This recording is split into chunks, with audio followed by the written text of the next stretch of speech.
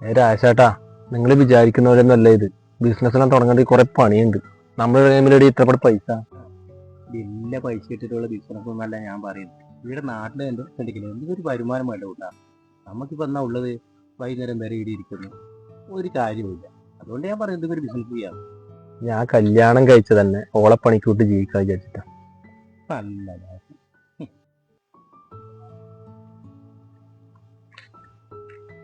Business ഞാൻ ഉദ്ദേശിച്ചത് പിന്നെ കോടികൾ ഇട്ടിട്ടൊന്നല്ല. നമുക്കിവിടെ ജീവിച്ചു പോകണമെങ്കിൽ എന്തൊരു മാന്യമായിട്ടുള്ള ഒരു ബിസിനസ്സാണ് എന്നോട് ഉദ്ദേശിച്ചത്.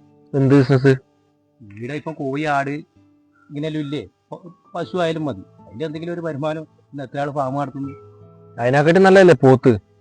പോത്താക്കിയാലോ? ആണെങ്കിൽ നോമ്പാല വരുന്നു. പോത്താണ് ഏറ്റവും നല്ലത്.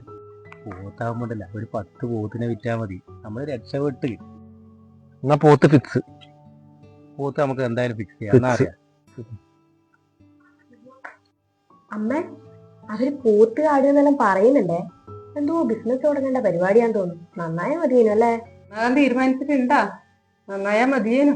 ഇത് ഏത് സമയത്ത് നോക്കിയാലും ഈ ഇടി ഇങ്ങനെ കുത്തിയിരിക്കല്ലേ ചെയ്യുന്നു. നിങ്ങളെ കയ്യിൽ എത്രയുണ്ട്?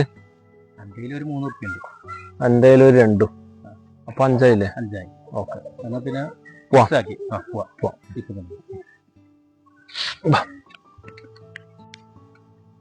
അപ്പൊ നിങ്ങള് പോത്ത് കൃഷി തുടങ്ങാൻ തന്നെ തീരുമാനിച്ചല്ലേ? നമ്മൾ നന്നാകാൻ തീരുമാനിച്ചു. പോയിട്ട് പറ്റാന്നാല് എടുത്തേക്കാണ് പാടിക്കുന്നു. പാടിക്കുന്നാ? ആടെ പോത്തുണ്ടാ? നമ്മളെ കയ്യിലേ ഇപ്പൊ പോത്തിന് കൊടുക്കേണ്ട പൈസ ഇല്ല. ഒരു അരമണിക്കേണ്ട പൈസ ഉണ്ടല്ലേ? എൻ്റെ അടുത്ത് 300 ഉണ്ട്. എൻ്റെ അടുത്ത് 200 500. ആദ്യം അരമണിച്ചിട്ട് പോത്തിനെ കൊടുക്കേണ്ടതിനെ പറ്റി ആലോചിച്ചിട്ടാണ് നമ്മൾ തീരുമാനം. ഒരായിരം കിനാക്കളാൽ കുരുന്നുകൂടുമേഞ്ഞിരുന്നു മോഹം. കൊളുത്തിയും കെടുത്തിയും പ്രതീക്ഷകൾ വിളക്കുവെച്ചു മോഹം.